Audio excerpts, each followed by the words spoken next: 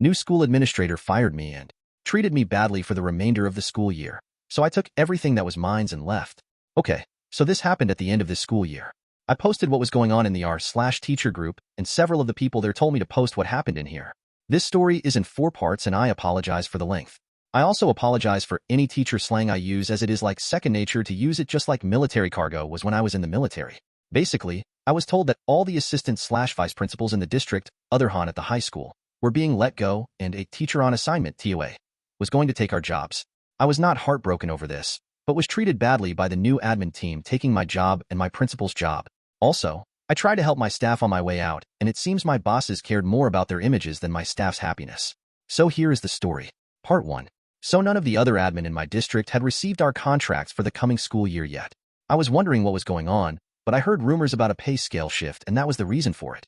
I found out Wednesday what is actually happening. Every assistant principal and vice principal in the district, why we have 2 different titles, I have no idea, is not getting renewed contracts, except the ones at the HS.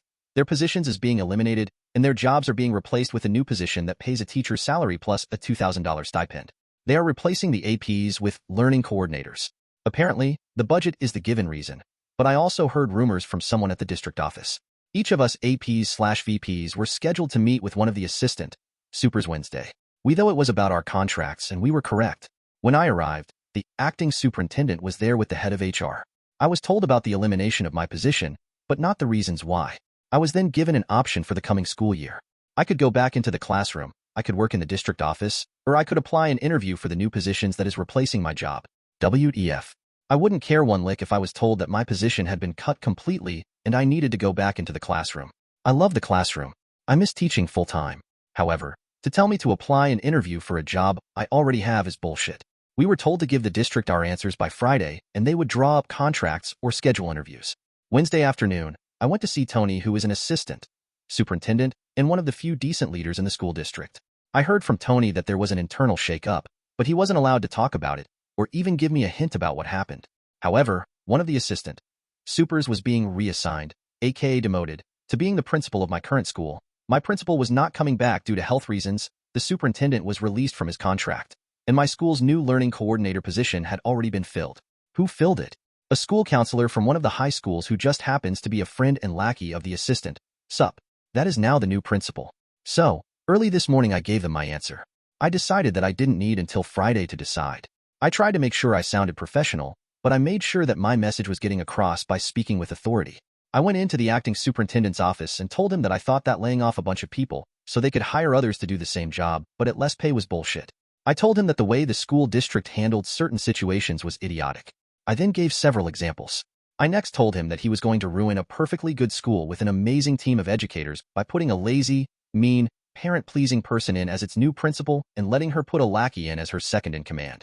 I said that she was as useless as a screen door on a submarine and as mean as Dolores Umbridge.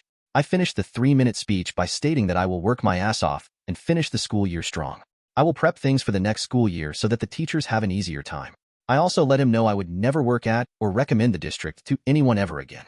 Then I left, letting him know that I expect an amazing letter of recommendation by the end of the school day Friday afternoon, since I earned it for my service the past few years. So what am I going to do now? Well, I called up an old friend Wednesday who is currently a principal at a STEAM charter school that's part of a chain of charter STEAM schools, and asked if he had a teaching position available. He's been asking me every year for the past 5 years to come work for him. He told me he had 3 openings and I could have my pick of them. So next year, I will be a, drumroll please, 6th grade teacher, and I am very happy about it. I even get to design my curriculum as long as it meets state standards. I could apply elsewhere for admin positions, but I think I need a break from school leadership. I need to love my work again like I used to as a teacher. Yes, there were many challenges and sometimes I hated going to work, but I do love being a teacher. I feel bad for my current staff because the regime change will hit them hard, but there is nothing I can do about it. I wish I could help them. The most I could do would be to take a teaching position at my current school, but then I would be miserable with them and be helpless to do anything to aid them. So, for myself and my daughter, who I love more than anything, I am making the move to a new school and going back to what I enjoy doing, teaching. I'm even bring my daughter to my new school to start next year as a 5th grader. I asked her if she wanted to stay at her current school or go to the STEAM school with me, and she wants to go with me. She was excited since she has visited there several times and loves the technology room, the robotics class, and the science labs. Plus, she is friends with some of the kids there already. As a goodbye to my staff, I'm going out this weekend and I am going to buy some nice letter paper and scratcher tickets. I am going to write short, individualized goodbye to each of my staff members, and at the end I will include the following words. I'm giving you some scratcher tickets. My hope is that you are as lucky scratching them as I have been lucky to have worked with you. So that's it. I have to finish my contract, but at the end of June, I am free. I am looking forward to teaching full-time again and having a boss who will let me just do my job and not interfere. I don't think I want to work in administration again, but maybe after a few years I will decide to work as an AP again. Part 2. So I put together goodbye gifts for all my staff and I'll be handing them out Friday, their last day with kids. They have a bunch of goodies that I posted about weeks ago. I was thinking this weekend about how to give the finger one more time to the district office and help my teachers out, even in a small way. So I came up with it Sunday night. My district requires each teacher to attend additional training throughout the year. These are outside of the regular staff development trainings. They are run by district staff, SPED teachers, and admin. The training normally lasts 1 to 3 hours, and the teacher gets a certificate for the time spent in the training. Each teacher is required to attend 24 hours of these before the end of the school year. Most teachers take them over the summer if they are offered, so they don't have to take them during the school year. So yesterday morning, before work, I was making copies of the certificates for all the courses I have run here the past few years. Classroom management strategies, lockdown procedures, social studies strategies, math strategies, reading comprehension, and environmental print. I'm going to fill them out with each of the teachers' names and number of hours. I'm adding all the times I ever spoke to the staff about these topics and putting down hours to correspond, rounding up to the nearest hour-ish. Wouldn't you know, each of those topics was 3 to 5 hours in length. Each staff member will have exactly 24 hours worth of training. I filled out the dates of the training for the 2022/2023 school year. Oh, and I have an attendance sheets with all of their names and have them marked as being present. Asterisk note. I checked with district, and since I am still an administrator into the summer, I am allowed to run these training over the summer before I leave. Now, they can have their summer to themselves and not worry about taking classes during the school year. They can if they wish, but 99% of teachers here hate the mandatory training hours. I hope the staff likes the present. Part 3. Since Friday, I am no longer a school administrator. I technically have another week to work, but I took vacation during that time because, well, screw them. Now, I spent the last week packing up, giving aid and comfort to my, now former, staff, and causing problems for the new administrators who are assholes. Now, besides giving the entire staff a year free from additional PDs, I wasn't planning on causing any more problems. Just quietly leave and drive off into the sunset. Shane style.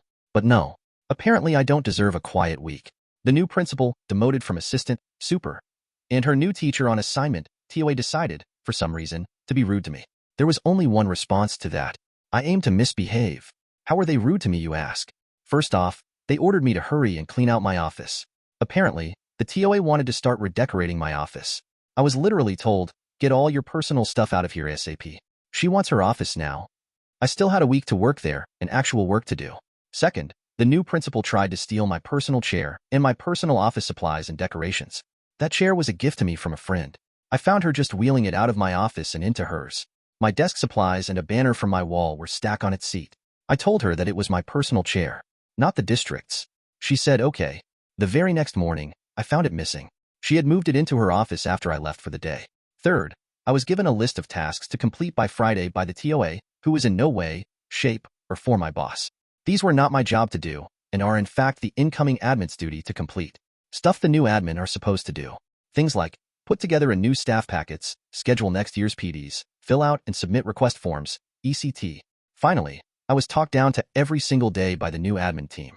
I was spoken to as though I were the hired help and they were the royal bitches. Seriously, I speak to a waitress that messes up my order with 20x the amount of respect that they showed me. They actually tried to get my attention by snapping their fingers at me. Like that would work. Asterisk note. The new principal also has made some pretty anti-LGBTQ+ comments. I don't like narrow-minded people. So, I decided to as I was told. I was a soldier, so I know how to follow orders. I removed everything that was my personal property.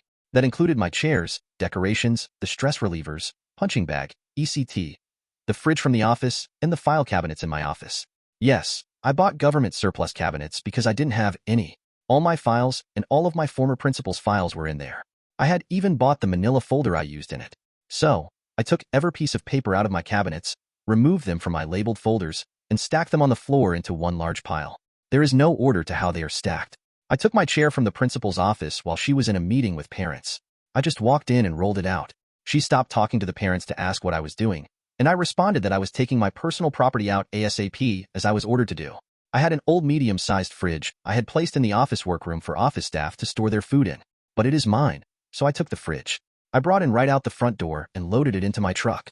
I even took the new admin's food out of it and left them on the table. It's my fridge. I warned the rest of the office staff I was taking it, but forgot to tell admin darn. I copied all my digital files over to a flash drive and then deleted everything off my work Google Drive. Anything I personally created or designed. Copied all my emails too. I informed the staff that if they need time off next year and need it approved, to submit the forms to me this week. I got several, and they are all now approved. I got this idea from someone who messaged me here on Reddit and suggested I do this. Thanks for the advice. I approved every supply list item the staff submitted and even drove to the district warehouse to pick up some items personally.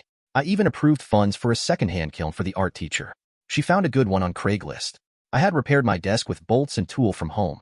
I took the bolts back. The desk is now lopsided again. The closet door was broken when I got there, so I repaired it. I have now put it back as it was when I was hired.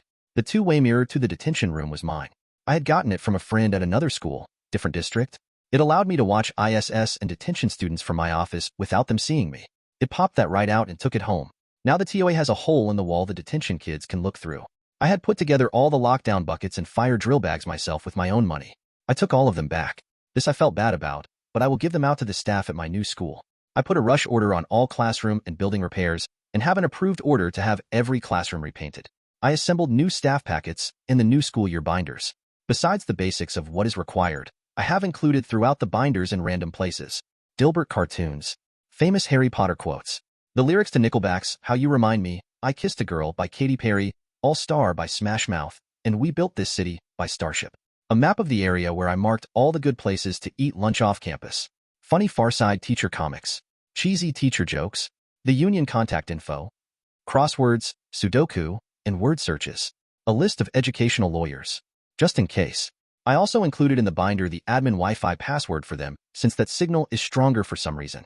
I went ahead and wrote out the PD schedule for next year. Oddly, every Wednesday is listed as free time, or work in your classroom. I'm sure they will change it, but I don't know when they will find out what it says. I had a master list of donators and partners in the community. It was posted on a whiteboard in my office. I got over 4 dozen businesses and people in the community to help with various things or donate over the years.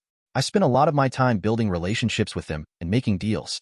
I took a photo of it, and then I erased the list, and took the whiteboard since it was mine. Friday, I flew the LGBTQ+ flag instead of the state flag. I also placed LGBTQ+ flags in each classroom in case the staff want to display them. Then I got yelled at 3 times. The first time was when I took back my chair.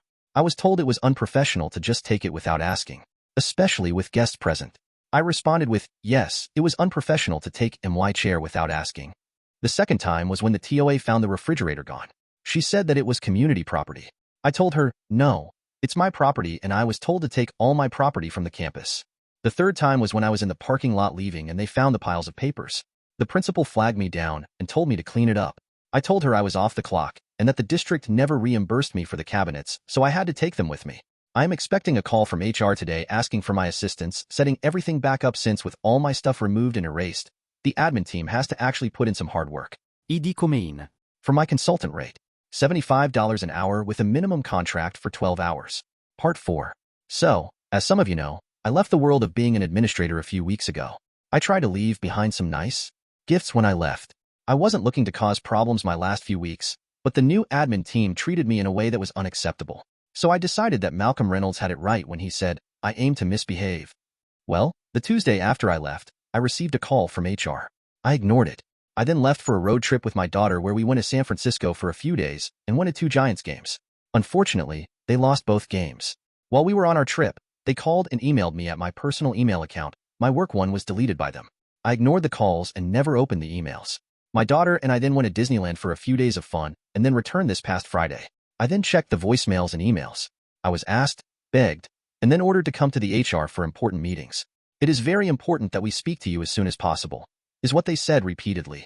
So yesterday I went into the district office wearing cargo shorts, a shirt I got at Disneyland, and flip-flops. I don't work there so I don't need to dress up. When I arrived, I was originally treated like a visiting VIP. The HR manager and her assistant tried to butter me up like a Pillsbury biscuit. After a few minutes of them trying to make small talk, and me then letting them know I had plans to go to lunch in 30 minutes, they got to the point. They wanted me to turn over a few things took with me that, though they belonged to me, they said were sorely needed at the school.